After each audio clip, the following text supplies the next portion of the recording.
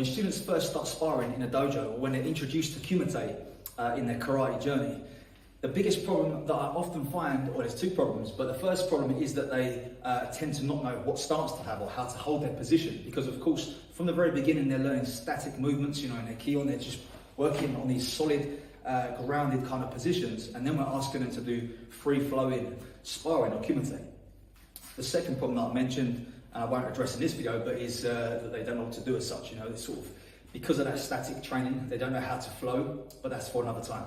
So this video is going to cover that kumite guard, make sure that we understand how we should be sort of moving and standing in our guard or our fighting position in order to be able to freely move and deliver our attacks, and also to be able to defend from.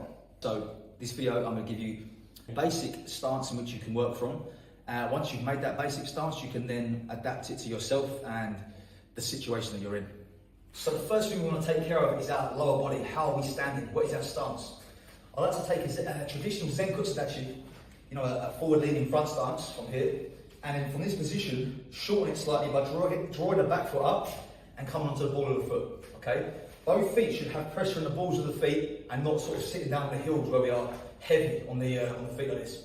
When you sit on the heels, we end up putting our weight back here. I want to be on the toes so I can press through my movement. So again, starting from the Zenkutsu Dachi, I'm shortening the stance slightly and getting onto the balls of the feet. And then I'm taking my weight from the front, more central. Okay, so where we was in a forward-leaning stance and the weight was more over that front leg, I've drawn the back foot up and I've sit the weight back into sort of a 50-50 position. So I can now shift back and shift forwards and be equally able to move in both directions. The next thing we need to do then is to think about where the hands are going to be. Okay, so a lot of people think the hands must be up here all the time. Or once we've set up our guard and our body is kind of in a natural kind of hammy position, not too far open and not too far closed. This way here, almost 45 degrees, slide on slightly so we give a smaller target to the opponent. I now need to think about where my hands are going. Now, if we think about our basic ki-on, again, if we're making Gyakuzuki, I want to reverse that Gyakuzuki halfway, or a little further than halfway. Now this is my basic kamae position, okay? So the front hand can deal with oncoming attacks here, but also it's loaded up, ready for a correct Gyakuzuki in the way that we practice in our ki-on. It's no good practicing ki-on, from the hip and connecting the hip to our punches, to then suddenly have a guard like this where the punches come out like a hammer almost. Okay, so we need to have the punch almost half loaded, ready to go. So my guard is kind of this position here. The front hand is kind of the initial form of defense. That's where I've got most of my parrying happens. And the backhand then is set up, ready for that Gyakuzuki. The front hand is also set up for Kizamizuki there. And notice as I'm sending a punch, I'm also guarding with the opposite hand. Okay, so as I'm punching, I'm bringing the other hand into a guard, obviously to avoid any counter attack.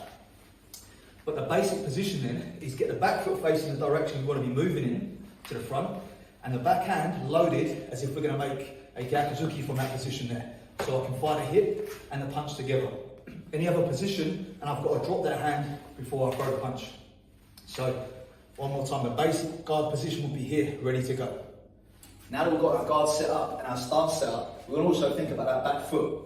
So the back foot wants to be facing in the direction I want to move.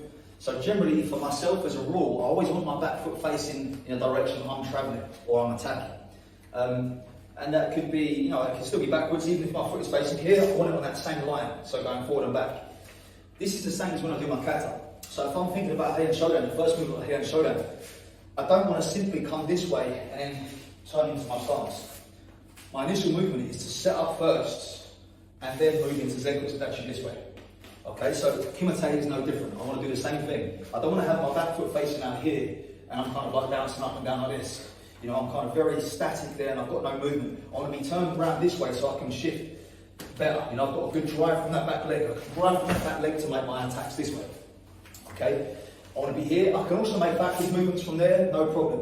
When I'm like this, it's very hard to make a forwards movement because my legs and my quads and stuff are not set up in the correct position to generate enough force to go forwards. So I want to be here, my guard is there in that sort of loaded position, ready to go. Again, it's slightly free, we can have our hands in different kind of positions, but the base line of it is here, and then I'm pressing off that back leg. Pressing off the back leg, or shifting back and forwards, driving for my attack. So by coming up onto the toes, I want to almost think of my feet like springs, so I'm always loaded, and I can always move from here. I can be nice and relax, and I can shift and move forward and back or wherever I need to move, offline. We can move in different positions and directions with ease. If I sit down too heavy on the stance, put the heels down, then it becomes very hard to sort of shift around. And of course I'm exaggerating there slightly, but my feelings to be on the spring, not bouncing, bouncing up and down, but more kind of engaged. So I'm here, like the feet are ready to move this way. Different alternatives we could have. We could have the backhand higher and the front hand lower, maybe inviting the Uraken sort of position. So we're guarding now this way. I would still maintain the same lower body position, but we can be now having a higher guard there, and we can have the Uraken. Maybe more of a kicking sort of stance, because the hands are not in an ideal position to be punching as such. Another one, of course, is as we come closer to our opponent, that's when our hands will come up higher. If we're in close range, the hands come up higher, the stance gets smaller, the knees come into more of a sanchin position, sanchin that we have in many styles of karate, to protect our groin, our lower body. Then we're working with closer range techniques, elbows and all these kind of things. So the guard does change depending on the situation. But if we have a good basic stance, first of all, that Kamae position, like I said, the Kumite guard, then we can then start working from there. So as I was saying earlier, the back foot and the back hand is loaded up correctly for Gatsuki. So we're in a guard this way. My front hand, again, like I said, is parrying. The back leg is connected, ready to drive through. The back hand is loaded in a good position in that we don't need to telegraph the punch so much. We don't have to get it to set up first. So people often say, why are we punching from the hip? We're not punching from the hip as such, we're punching from halfway from that point. The hip is a training exercise to get us through that line of the punch, but really we're set up here more so. So if I'm in the shomen position, like a natural stance, I come off, this is the guard position. Okay, so that's almost like an illusion. I've moved my position, but I'm still there, and I can drive that punch from that position. Okay, so this is where our Kion and our basics, our fundamental movements and our kata comes into Kumite. It is all one piece, and they all connect together. So drive through the hip, drive the punch, elbow, shoulder, to make the Gyakuzuki this way. If that video was useful to you, drop me a comment, and subscribe if you haven't done already. Check out the karate gi here, the Bokken shirt. I've got a link in my video description with a discount code to get 10% off. So if you're after a new karate gi, check it out.